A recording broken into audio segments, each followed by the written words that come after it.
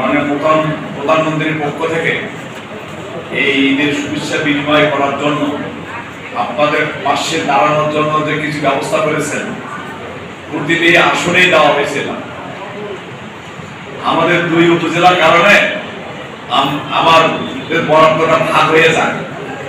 এমনও কিছু জায়গা আছে সেখানে 1 উপজেলায় 1টি আসন, সেখানে বিষয়টা আলাদা, আমাদের আলাদা।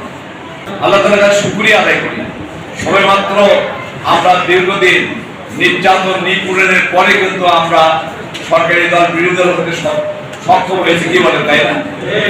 বিগত দিনে জামাত এবং বিএনপি একই সঙ্গে আন্দোলন করেছে, একই সঙ্গে আমরা জেলও গিয়েছি। এটা আমাদের সকলকে বুঝতে হবে।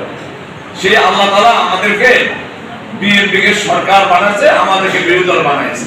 তাহলে এটাকে আমরা আল্লাহর কাছে শুকরিয়া আদায় করবো না?